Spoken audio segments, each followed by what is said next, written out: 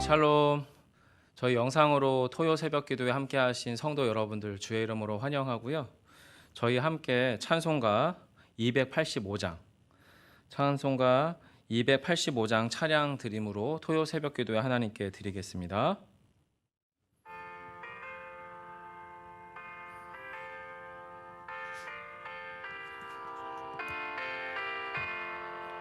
주의 말씀 받은 그날 참 기쁘고 복되도다.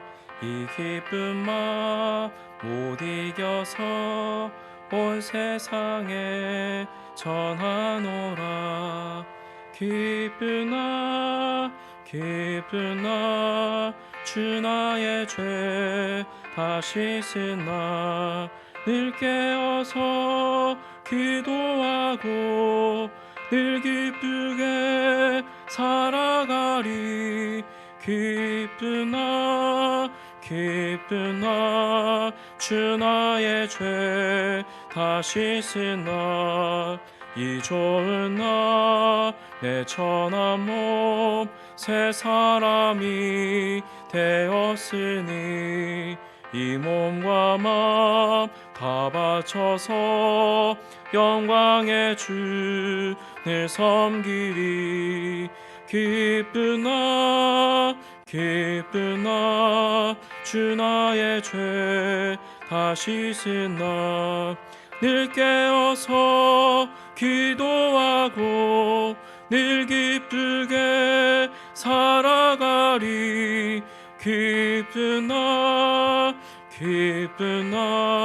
주 나의 죄 다시 쓴 날 새 사람 된 그날부터 편안한 마음 늘 있어서 이 복된 말 전하는 이 나의 본분 삼았도다.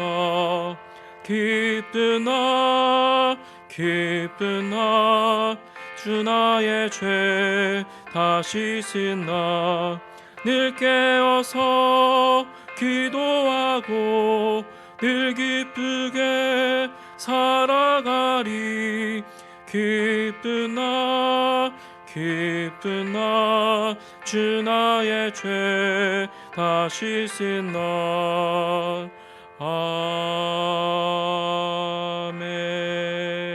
아멘. 함께 나눌 하나님의 말씀은 사도행전 9장 19절 중반절로 31절까지의 말씀입니다. 사울이 다메섹에 있는 제자들과 함께 며칠 있을새 즉시로 각 회당에서 예수가 하나님의 아들이심을 전파하니 듣는 사람이 다 놀라 말하되, 이 사람이 예루살렘에서 이 이름을 부르는 사람을 멸하려던 자가 아니냐? 여기 온 것도 그들을 결박하여 대제사장들에게 끌어가고자 함이 아니냐? 사울은 힘을 더 얻어 예수를 그리스도라 증언하여 다메섹에 사는 유대인들을 당혹하게 하니라. 여러 날이 지나매 유대인들이 사울 죽이기를 공모하더니 그 계교가 사울에게 알려지니라. 그들이 그를 죽이려고 밤낮으로 성문까지 지키거늘 그의 제자들이 밤에 사울을 광주리에 담아 성벽에서 달아내리니라. 사울이 예루살렘에 가서 제자들을 사귀고자 하나 다 두려워하여 그가 제자됨을 믿지 아니하니 바나바가 데리고 사도들에게 가서 그가 길에서 어떻게 주를 보았는지와 주께서 그에게 말씀하신 일과 다메섹에서 그가 어떻게 예수의 이름으로 담대히 말하였는지를 전하니라. 사울이 제자들과 함께 있어 예루살렘에 출입하며 또 주 예수의 이름으로 담대히 말하고 헬라파 유대인들과 함께 말하며 변론하니 그 사람들이 죽이려고 힘쓰거늘 형제들이 알고 가이사랴로 데리고 내려가서 다소로 보내니라. 그리하여 온 유대와 갈릴리와 사마리아 교회가 평안하여 든든히 서가고 주를 경외함과 성령의 위로로 진행하여 수가 더 많아지니라. 저희는 오늘 본문에서 사도 바울의 극적인 회심 이후의 과정을 살펴보고 있습니다. 회심 이전의 사도 바울은 어떤 사람이었죠? 매우 적극적인 예수 핍박자였습니다. 그리고 예수님과 예수님의 제자들을 심지어는 잡아 죽이기까지 할 만큼 살기 등등한 사람이었다라고 성경은 말을 하지요. 게다가 사도 바울, 사울은 대제사장에게 권한을 부여받은 이단 심판관이었습니다. 성도 여러분, 유대 민족들에게, 특별히 예수님 시대 때 고대 유대인들에게 이단 심판관이다라고 하는 직책은 아주 압도적인 종교적 권력을 상징하는 거죠.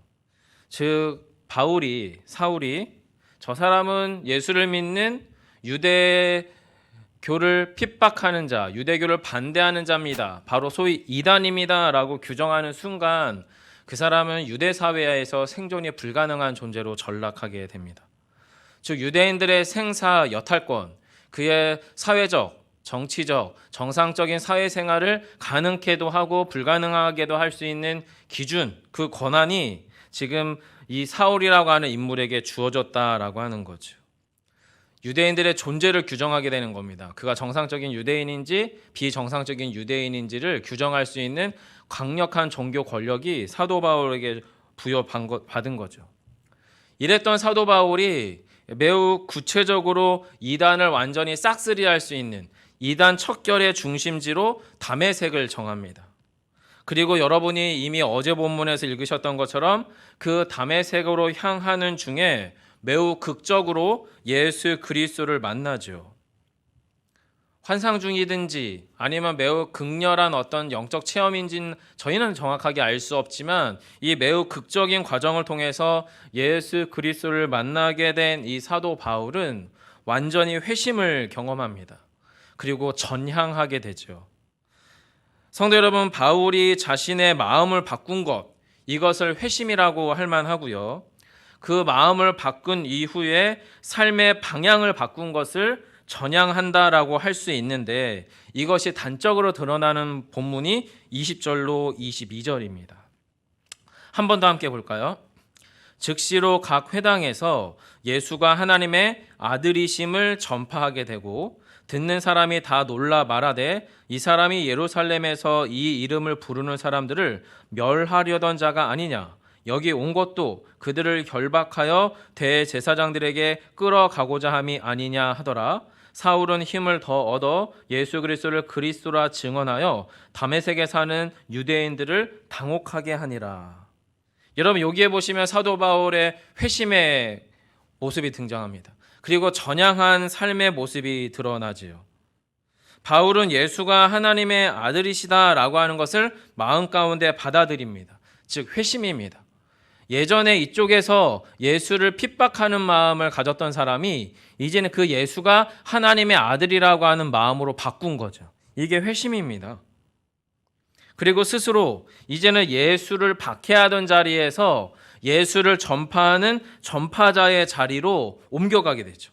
그래서 20절 후반절에 보시면 예수가 하나님의 아들이심을 어떻게 해요? 전파했다. 22절에도 보시면 사울은 힘을 더 얻어 예수를 그리스도라 증언했다라고 이야기합니다. 완전한 회심을 말하는 겁니다. 그리고 확실히 그가 전향했다라고 하는 것도 어떻게 드러나냐면 바울이 나 전향했어요라고 하는 게 아니라 바울 주변에 있는 사람들이 바로 바울이 전향자라고 하는 것을 입증하게 됩니다. 여러분, 그것이 21절이에요. 21절에서 사람들이 이렇게 이야기합니다. 듣는 사람이 어떻게 해요? 다 놀라서 말합니다. 이 사람이 예전에 어떤 사람이라고요? 예루살렘에서 이 이름을 부르는 사람들을 멸하려던 자였는데 지금은 아니라는 거예요. 뿐만 아니라 여기 다메섹에 온 것도 그들을 결박해서 대제사장에게 이끌어 가고자 함이 아니었냐라고 반문합니다. 그러면서 그 사람들이 결과적으로 하반절에 보시면 다메섹에 사는 유대인들이 어떻게 해요? 당혹하게 되었다라고 이야기합니다.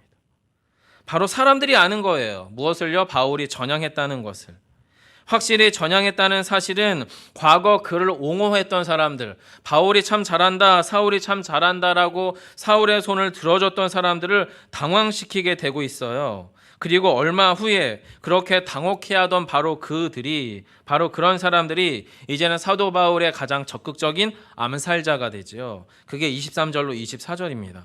여러 날이 지남에 아마도 시간이 지나면서 사람들 안에서 마음의 변화가 일어난 것 같아요. 여러 날이 지남에 유대인들이 사울 죽이기를 공모하더니 그 계교가 사울에게 알려지니라. 그들이 그를 죽이려고 어떻게 해요? 밤낮으로 성문까지 지키거늘. 매우 적극적인 암살의 결정들이 일어난 것 같아요. 적극적인 암살자가 되고 있는 모습이 본문에 드러나고 나타나게 된다라고 하는 겁니다.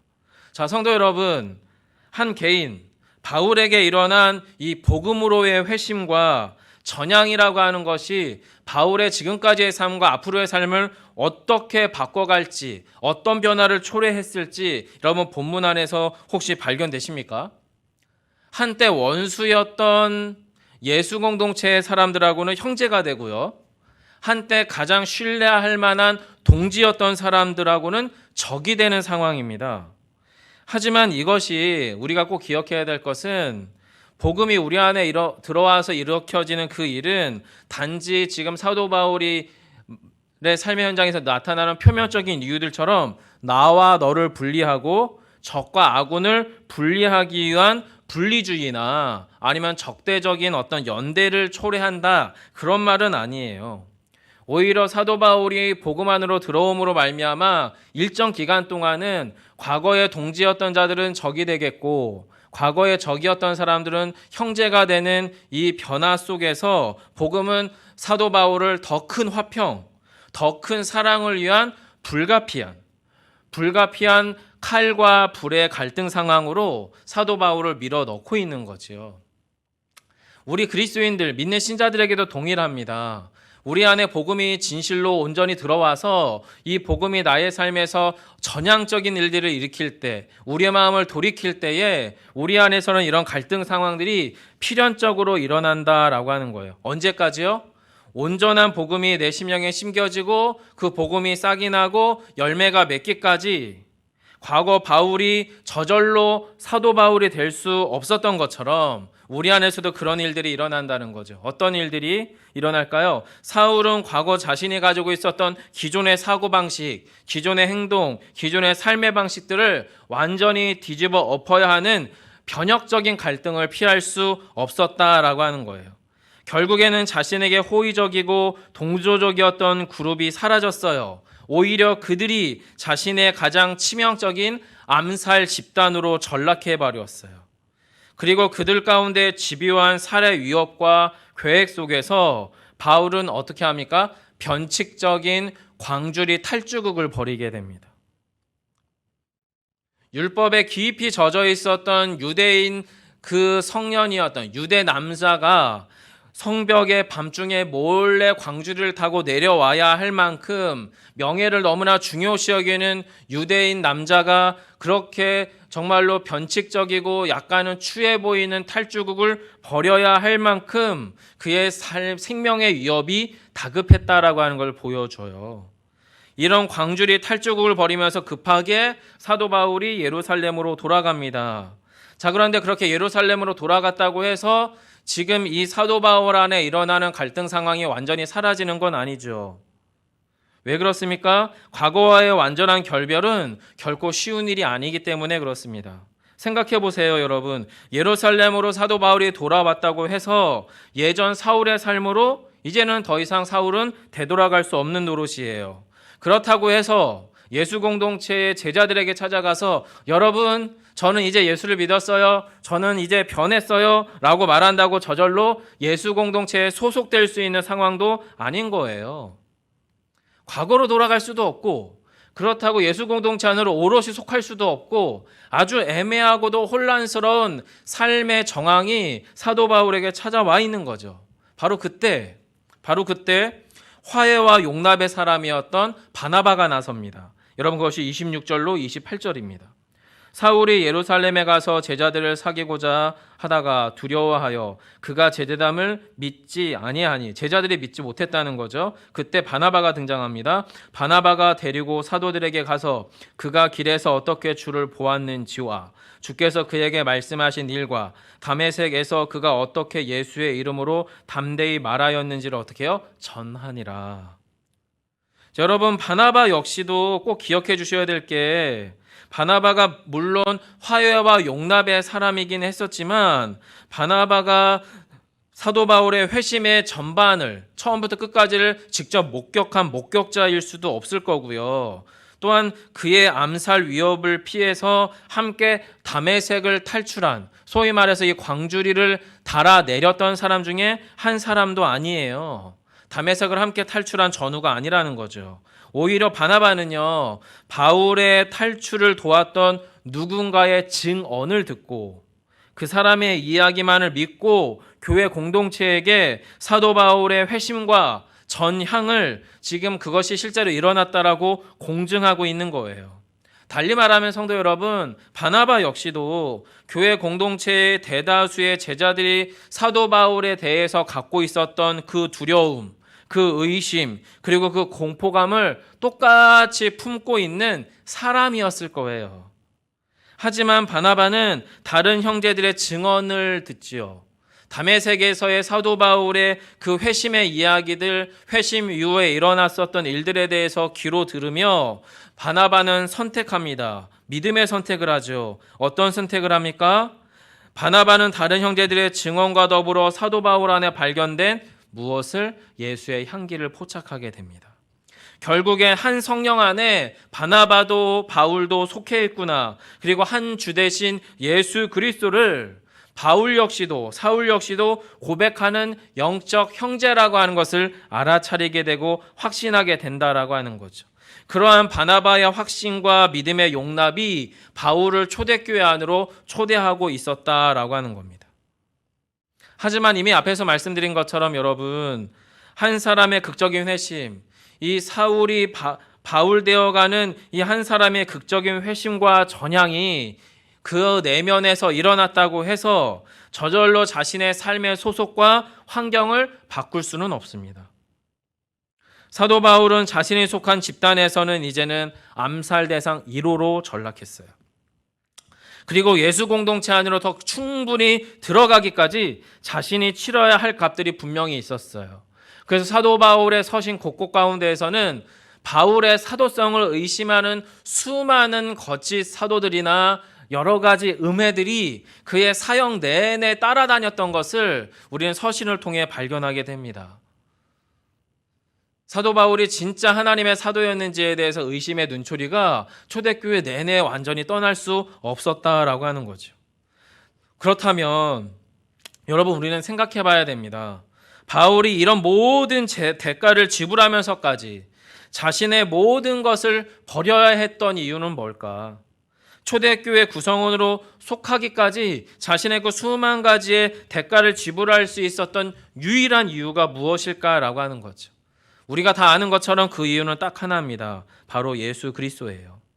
자신 안에 찾아오신 주님 한 분만이 오롯이 전해진다면 내가 과거에 그토록 핍박하고 거부했었던 예수 그리스도야말로 하나님이 보내신 하나님의 아들이요 구주요 메시아였다라고 하는 참 복음만이 자신의 삶을 통해 자신의 증언을 통해 확실히 드러날 수만 있다면 내가 지금껏 누려왔던 그 모든 것들을 기꺼이 배설물같이 버릴 수 있다고 말했던 바로 그 복음의 절박함, 그 복음의 치열함이 사도 바울을 이런 전향의 삶의 자리로 이끌 수 있었다라고 하는 겁니다.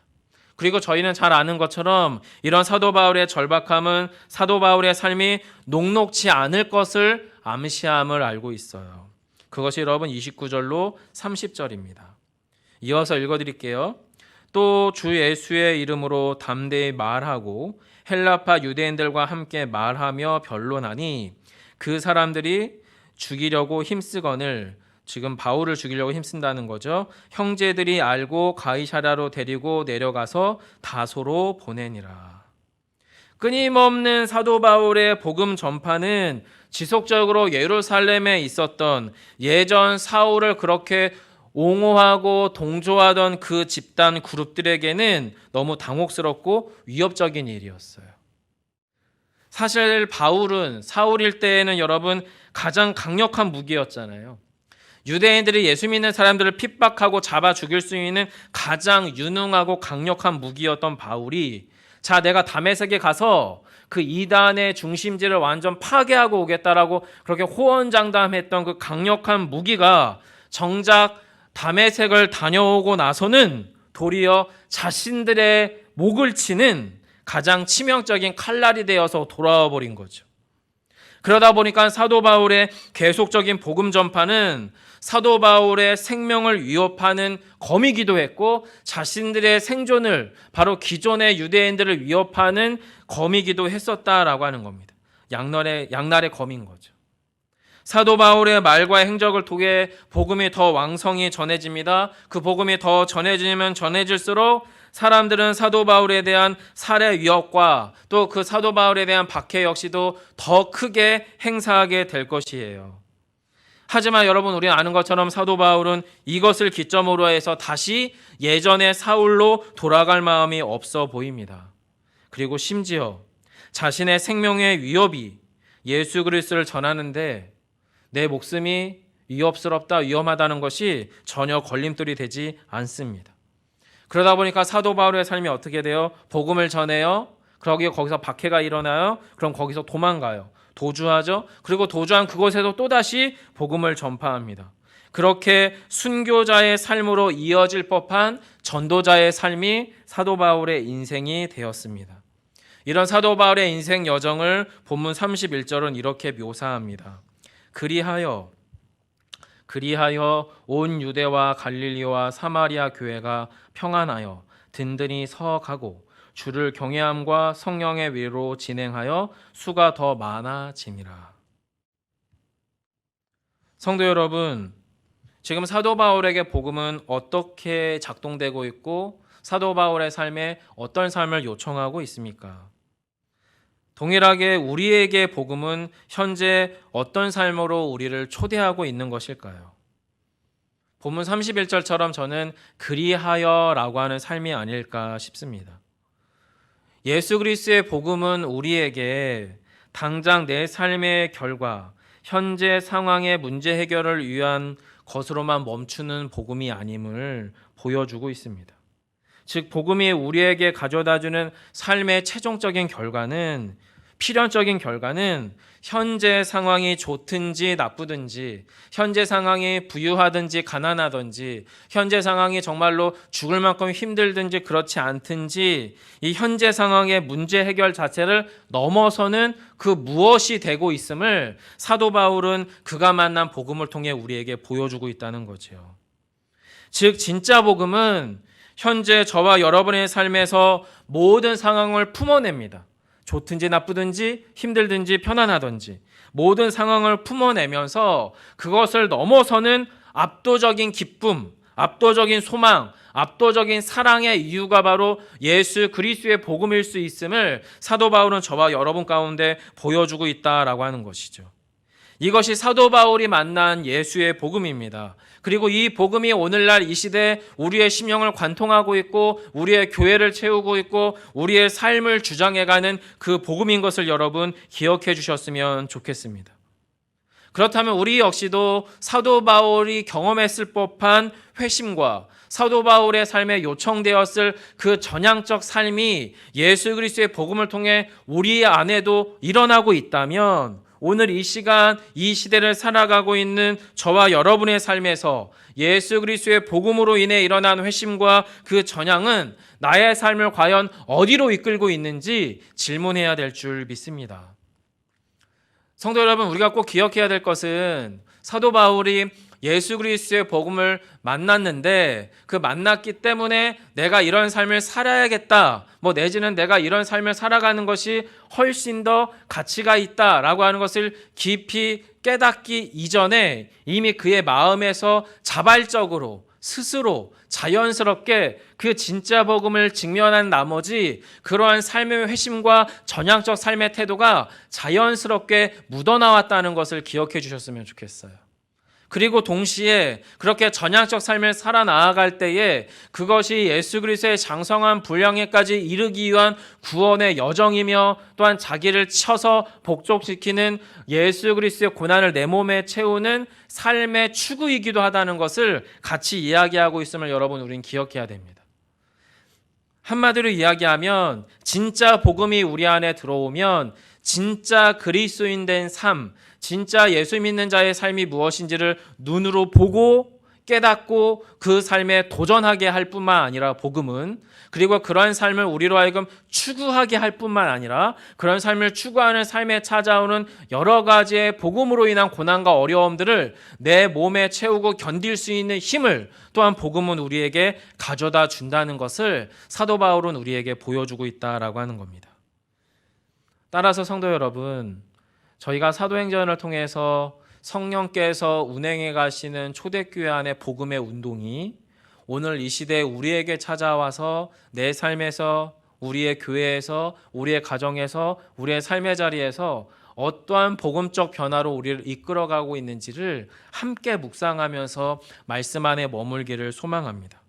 오늘도 그렇게 내 안에 일어난 회심, 전향은 과연 나의 삶을 어디로 이끌고 있는가라고 하는 질문에 정직하게 대답하며 오늘 하루의 삶을 살아가는 저와 여러분 되시기를 간절히 소망합니다. 기도하겠습니다. 살아계신 아버지 하나님, 예수 그리스도에 대한 놀라운 생명의 복음이 사도 바울 가운데 찾아왔을 때 사도 바울은 극적인 경험 이후에 그의 삶의 전향적인 삶의 선택들을 하게 됩니다. 그토록 사도 바울을 열광하던 팬과 같았던 자신의 동일 집단의 사람들로부터는 이제는 등을 돌려 스스로 암살 1호 목록에 올랐던 사도 바울.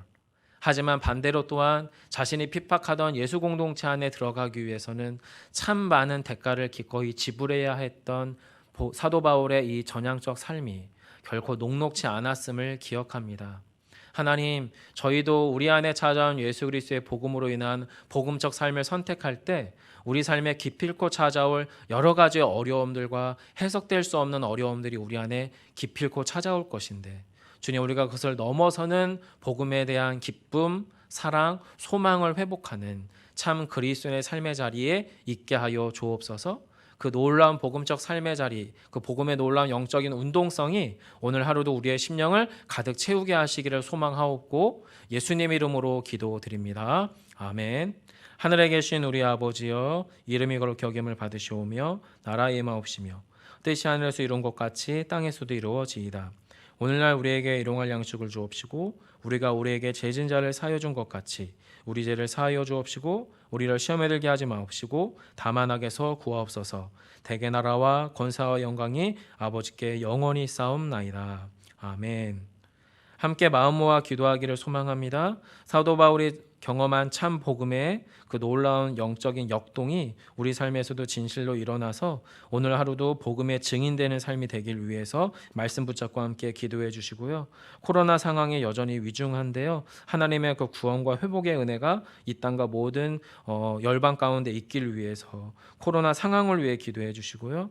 내일 주일을 여전히 온라인 예배와 사역으로 진행되게 될 텐데 주일 예배와 그리고 온라인 모든 사역과 그 가운데 헌신하고 참여하는 모든 교역자들과 사역자들을 위해서 함께 기도해 주시고 개인 기도하시다가 우리의 일상으로 돌아가겠습니다. 함께 기도합니다.